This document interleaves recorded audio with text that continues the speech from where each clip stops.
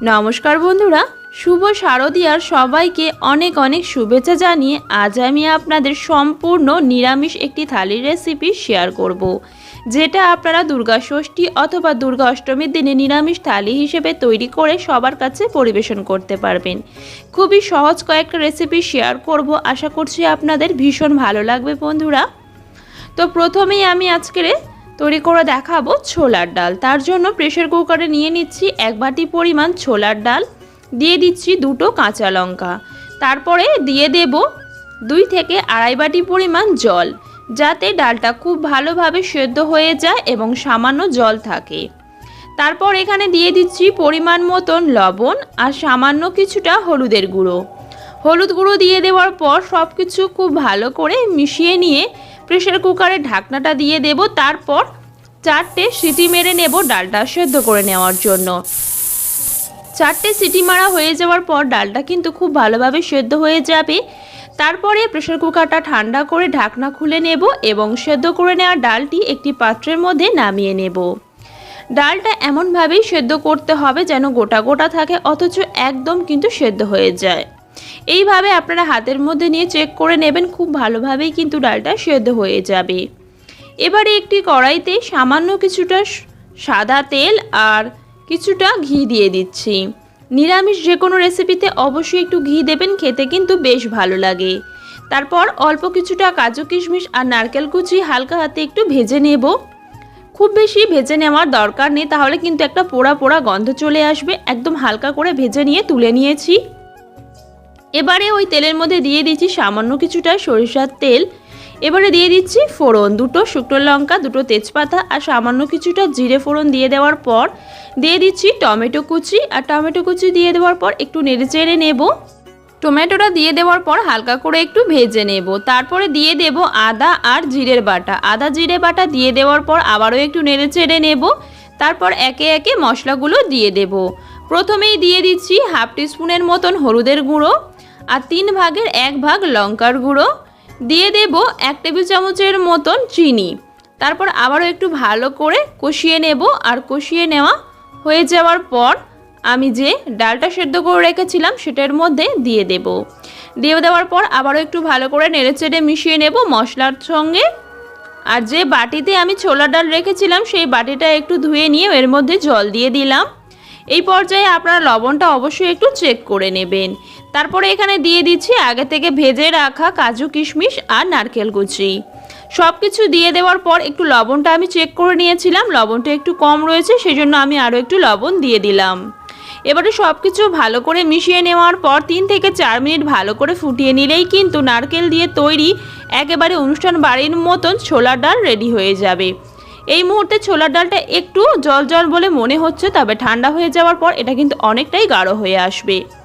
ছোলার ডাল নারকেল দিয়ে তো তৈরি হয়ে গেছে। এবারে তৈরি করে নেব পনিরের পকোড়া। তার জন্য আমি নিয়ে নিয়েছি এখানে 200 গ্রামের মতন পনির।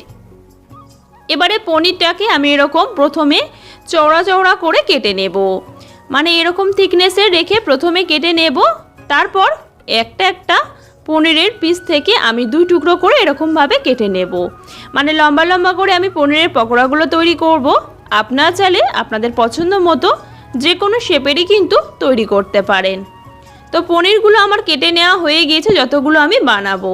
এবারে আমি একটা ব্যাটার তৈরি করে নেব। তার জন্য একটি বাটিতে নিয়ে নিচ্ছি বড় চামচের 1 চামচ পরিমাণ বেসন, হাফ চামচ পরিমাণ কর্নফ্লাওয়ার, দিয়ে দিচ্ছি পরিমাণ মতন লবণ, সামান্য কিছুটা হলুদের গুঁড়ো আর 1 চিমটি পরিমাণ লঙ্কার গুঁড়ো।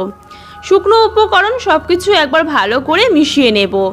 তারপরে একটা বাটিতে নিয়ে নিচ্ছি অল্প পরিমাণ জল, অল্প অল্প করে দেব আর একটা মিডিয়াম থিকনেসের ব্যাটার তৈরি করে নেব পনিরের পকোড়ার জন্য।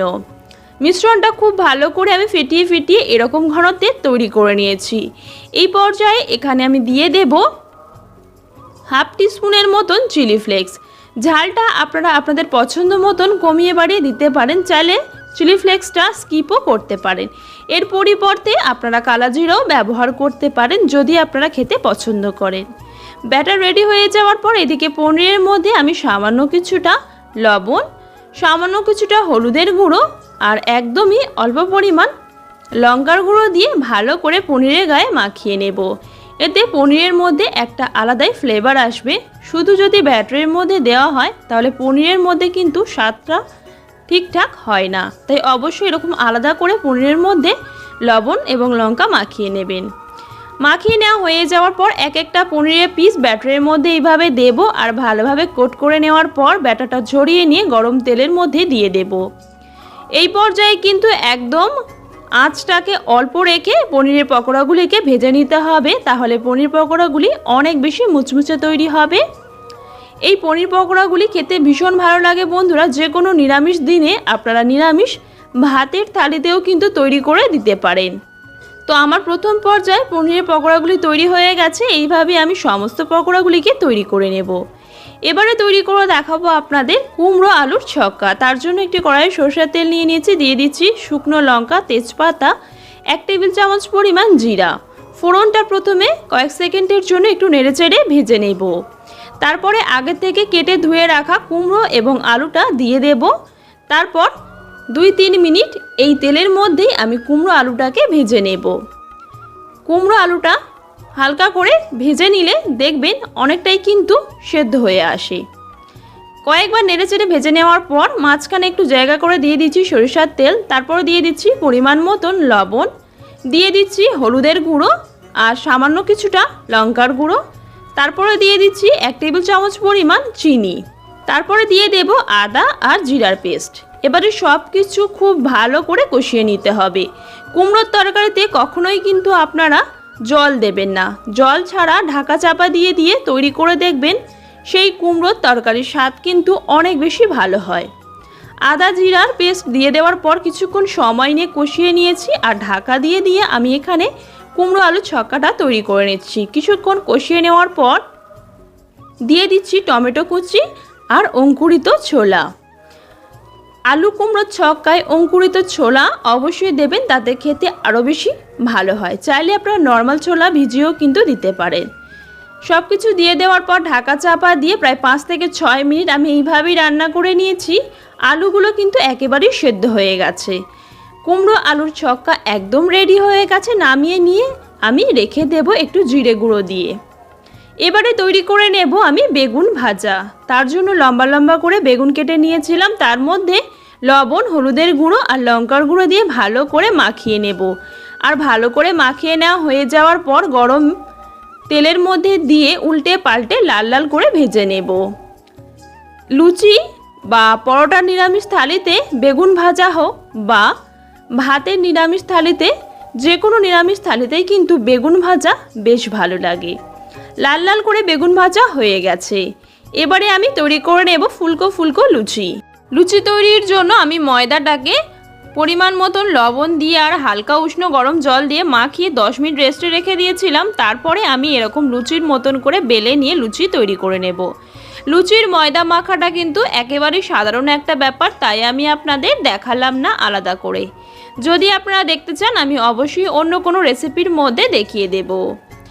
নর্মালভাবে যদি হালকা একটু উষ্ণ গরম জলে ময়দা মাখেন তাহলে কিন্তু প্রত্যেকটা লুচি এই রকমই ফুলকো ফুলকো তৈরি হবে বন্ধুরা।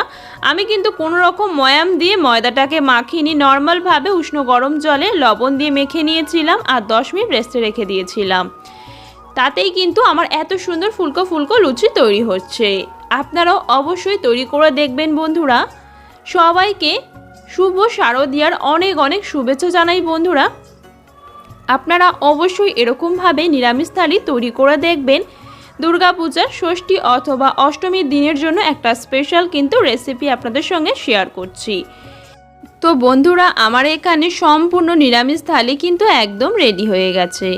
আপনারা অবশ্যই এই পূজায় নিরামিষ দিনে এই থালিটা তৈরি করে দেখবেন বন্ধুরা। খেতে কিন্তু ভীষণ ভালো হয়। যদি বাড়িতে তৈরি করেন আপনাদের রেসিপিটা কত ভালো হয়েছে অবশ্যই কিন্তু কমেন্টে জানাবেন। সবাই ভীষণ ভালো থাকবেন বন্ধুরা, সুস্থ থাকবেন এবং পুজো সবাই খুবই আনন্দে কাটাবেন, সাবধানে থাকবেন এবং সুস্থ থাকবেন।